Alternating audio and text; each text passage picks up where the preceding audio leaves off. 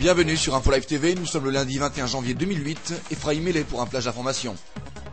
S'exprimant à l'occasion de l'ouverture de la 8e conférence d'Herzliya hier à la Knesset, le président israélien Shimon Peres a déclaré que le peuple israélien devait être consulté et devait donner son accord avant la signature de tout éventuel accord de paix final avec les Palestiniens.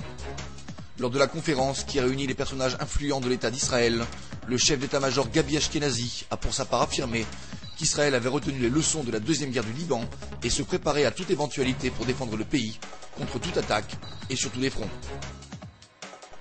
La ville de Gaza a été plongée dans le noir total hier soir après la décision des autorités du Hamas de fermer totalement la centrale électrique de Gaza devant une myriade de journalistes invités pour l'occasion. Malgré les accusations du Hamas, Israël fournit toujours 70% de l'électricité par la bande de Gaza via la centrale d'Ashkelon et la centrale de Gaza, fermée par le Hamas pour donner l'image d'une pénurie, ne fournit que 30% de l'électricité consommée par la bande de Gaza.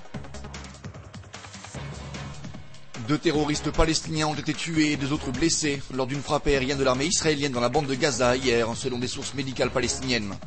Le Hamas, qui règne sur la bande de Gaza, a confirmé que les 2 terroristes abattus étaient membres de l'organisation de la résistance islamique. L'armée israélienne, pour sa part, a confirmé le raid.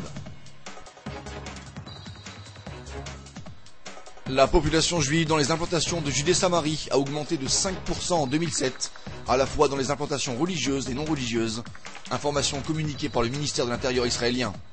La population juive dans ces territoires a en effet connu une augmentation de 14 000 âmes, portant le nombre d'Israéliens vivant en Judée-Samarie à 282 000 personnes pour la fin de l'année 2007. La fête de Tou Bishvat, appelée communément Nouvel An des Arbres, débutera ce soir au cœur d'un hiver israélien inhabituellement sec. En effet, les précipitations tombées sur le territoire israélien depuis le début de l'hiver ne représentent qu'entre 50 et 60% des précipitations généralement constatées dans le pays à cette période de l'année. Votre programme sur Info Live TV, c'est aussi un document sur les récentes déclarations de Hassan Nasrallah à Beyrouth et les réactions de la classe politique israélienne. Enfin, découvrez un reportage sur le mécontentement de la population à Gaza, de plus en plus ouvertement exaspérée par les dirigeants du Hamas sur le territoire. Très bonne journée à tous, merci de nous suivre sur Info Live TV, la première télévision israélienne internationale en direct de Jérusalem.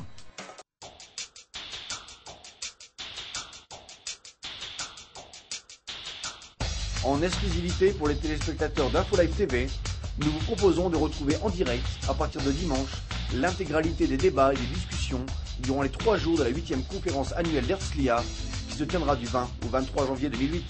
Il vous suffira de cliquer sur l'icône qui apparaît sur notre page d'accueil pour retrouver le programme détaillé de la conférence ainsi que le nom des participants. Découvrez en avant-première le nouveau service d'Info Live TV. Recevez gratuitement chaque jour, en vidéo, les informations d'Israël et du Proche-Orient sur votre mobile. Pour vous abonner, entrez sur notre site www.infolive.tv et cliquez sur la bannière Service téléphone mobile. Aujourd'hui, le monde entier parle d'Israël. Mais qui parle d'Israël au monde entier, en temps réel, en 4 langues et en direct de Jérusalem? Infolive.tv, la première chaîne de télévision internationale israélienne. 24 heures sur 24, 7 jours sur 7, suivez de l'intérieur l'actualité d'Israël et du Moyen-Orient. Des reportages, des interviews, un grand journal et des flash infos en images dès que l'actualité l'exige.